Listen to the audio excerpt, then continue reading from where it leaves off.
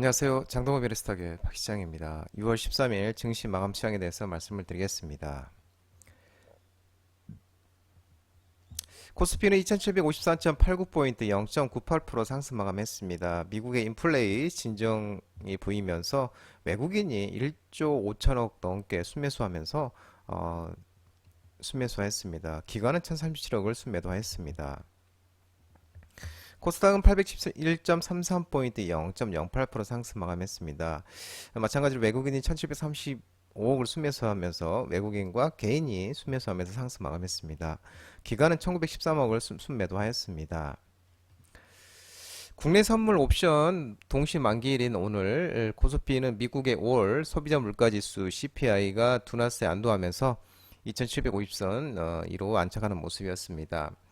한미반도체가 8% 넘게 뛰며 삼성생명과 하나금융지주를 제치고 시총 19위로 올라섰습니다.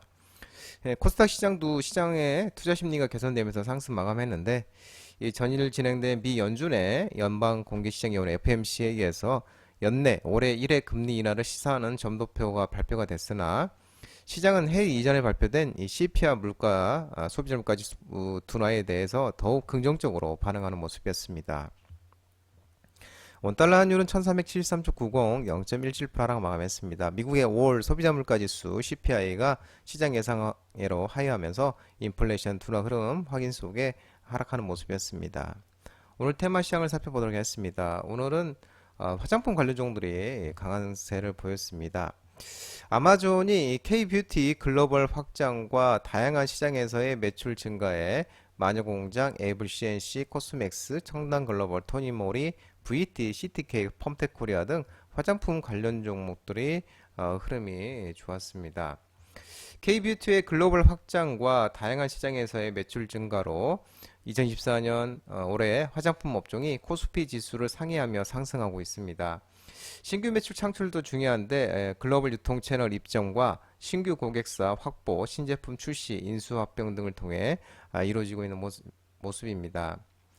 이 KPT 성장이 이제 브랜드 성공뿐만 아니라 유통 플랫폼과 화장품 제조사 OEM, ODM을 동방 성장으로 이어지고 있습니다.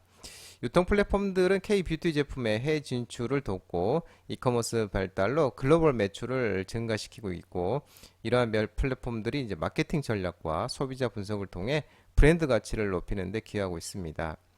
또 화장품 제조사들은 높은 기술력과 품질 관리로 글로벌 브랜드와 협업하며 성장하고 있습니다.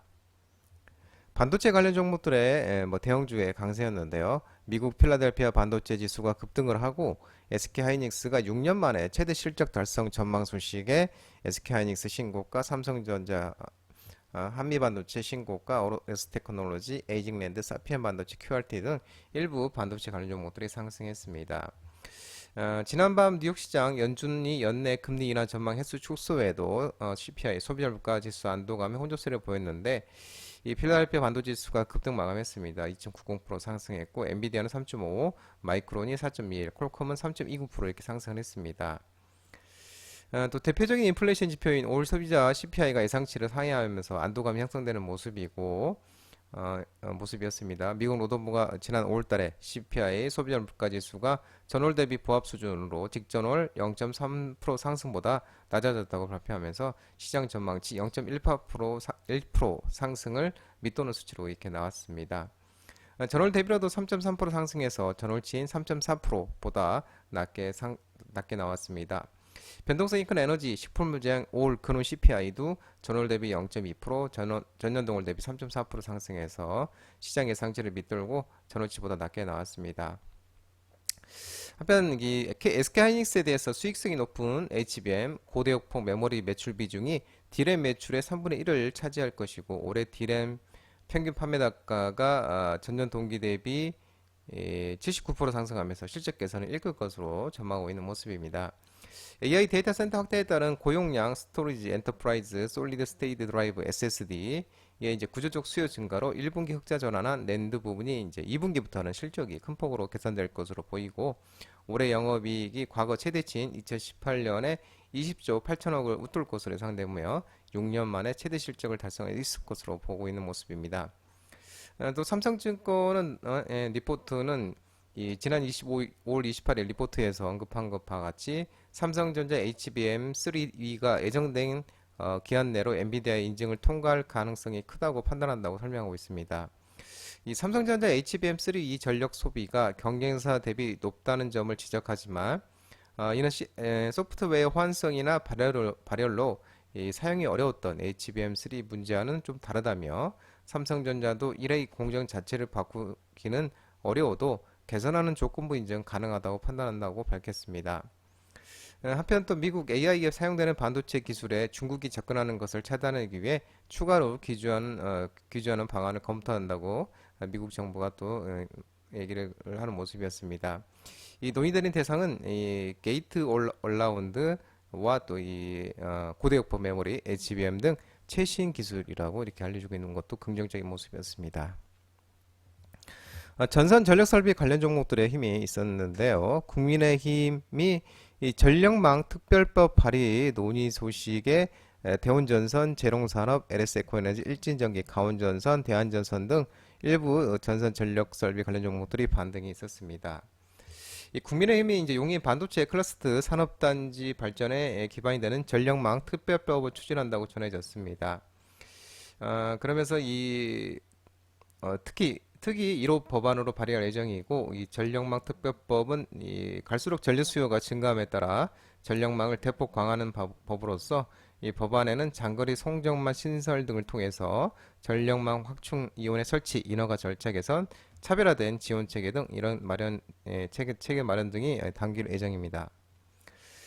또 재생에너지 전환과 AI와 데이터 센터 수요 증가, 미노후 송정망 교체 등 세계적으로 이 전력망 투자가 증가하면서 국내 전력기기 전선 회사들의 투자도 확대되고 있습니다. 이 전날 효소중공업이 1,000억 원을 투자해서 미국의 멤피스와 경상남도 창원에 있는 초고압 변압기 공장을 증설하고 초고압 변압기 생산 능력을 1.4배 확대한다는 계획도 밝혔습니다. LSA 코에너지도 북해 해상풍력 사업과 관련해서 영국 북동부 지역의 타인항과 부지 임대를 위한 우선 협상권을 확보했고 대한전선은 지난 6일 글로벌 인프라 그룹인 이 발포비트에 3,800만 달러 규모의 초고압 전력망을 공급한다고 이렇게 밝혔었습니다. 그러면서 훈풍이 있어서 반등이 나오는 모습이었습니다.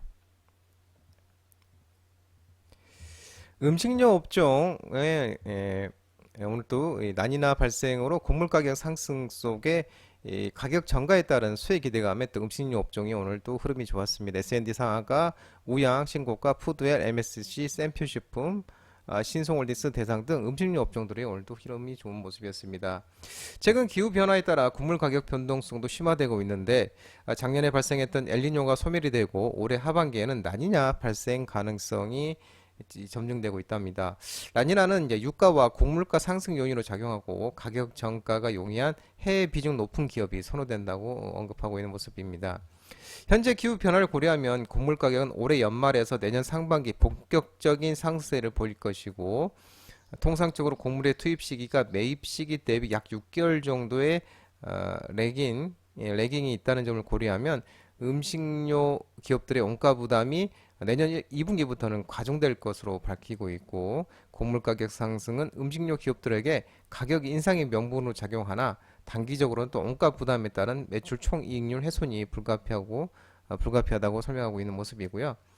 최근 불닭볶음면, 라면, 냉동 김밥, 김, 막걸리 이런 게 K푸드 열풍으로 음식료 업종 관련 종목들에 대한 수혜 기대감도 지속되고 있고 KB증권은 S&D에 대해서 S&D가 오늘 상한가 갔는데 이 삼양식품의 불닭 시리즈가 중국과 동남아, 미국을 중심으로 매출액이 지속되고 또 이 고스란히 불닭 시리즈 액상, 분말 스포츠 핵심 원료를 독점 공급하는 S&D의 동방성장으로 이어지고 있는 모습입니다.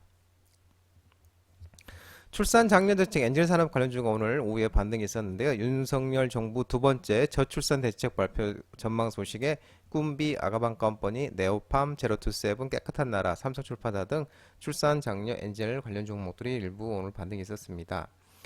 윤석열 정부가 새 저출산 대책이 다음 주에 발표될 것으로 보도되고 있는데 이번 주 발표될 예정으로 19일이 유력한 것으로 다음 주 19일이 이제 유력한 것으로 정해져 있고요.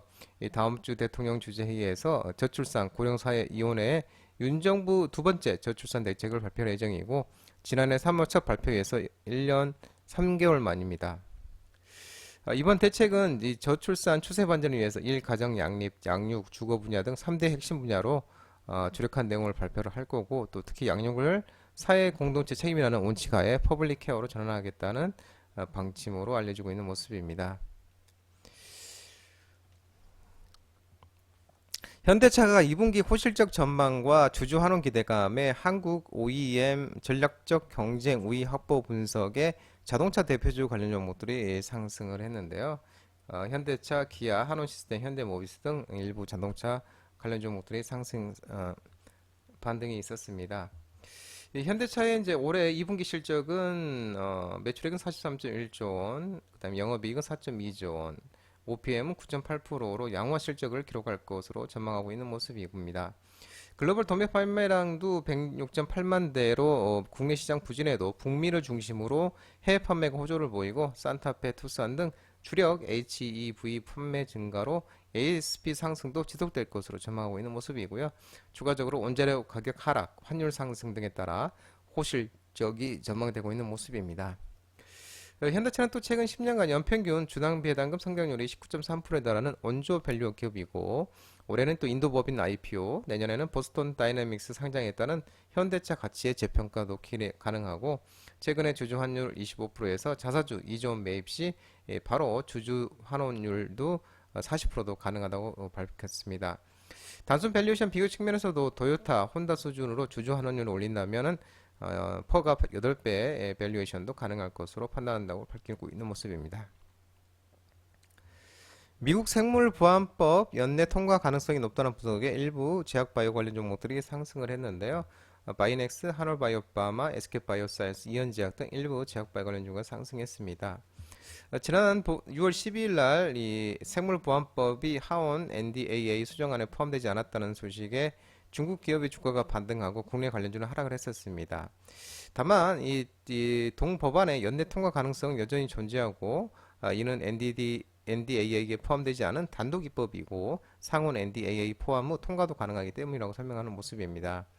중국의 바이오 굴기를 큰 위협으로 인식 중이고 2024 바이오 US에서도 드러났듯 미국 기업들은 이미 중국 바이오 기업들 본인들의 공급망에서 제하기 위한 적극적인 움직임을 시작했습니다. 또 기술적으로도 법안 통고가 소폭 지연되는 것은 미중 바이오 패권 경쟁의 흐름을 바꾸지는 못할 것으로 언급하고 있는 모습입니다. 홈뷰티 시장 성장 전망에 미용기기 관련 종목들이 상승을 했는데요. 비올, 레이저 업텍, 파마리서치, 원텍 등 미용기기 관련 종목들이 상승했습니다. LG전자, 로레알, 동국제약, 콜라시스 등 이런 정말 다양한 산업에서 활동한 기업들이 지금 앞다투어서 홈뷰티 시장에 진출하고 있습니다. 가장 큰 이유는 단연 성장성이고요. 작년에 5조 원이었던 글로벌 가정용 의료기기 시장이 매년 35% 성장하면서 2030년까지는 45조 원까지 성장할 것으로 기대하고 있고 이 과정에서 전체 피부 미용 시장에서도 차지하는 비중이 작년 1.7%에서 2030년에는 10%까지 늘어날 것으로 전망하고 있는 모습입니다.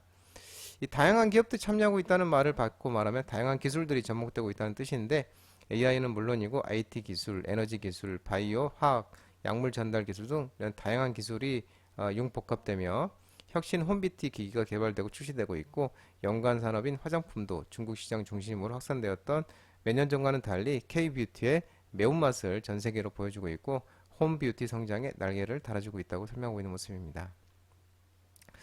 추가적으로 전기차 관세 전쟁 속에 전기차 판매 둔화 우려 오늘 전기차와 2차전지 종목들이 하락을 했는데 대주전자재료, 신흥 SEC, 상하 프론테크, SKIE 테크놀로지, 사마알미늄, 솔브레인, WCP 이런 전기차 2차전지 관련 종목들이 하락했습니다.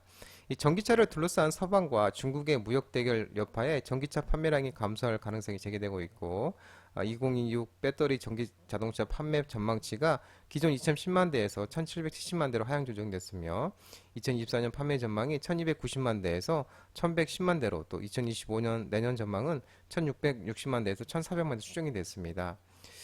이와 관련해서 이 BNEF 애널리스트가 이 일부 시장이 상당한 둔화를 겪고 있고 많은 제조사가 전기차 목표를 미뤘다고 밝히고 있고요.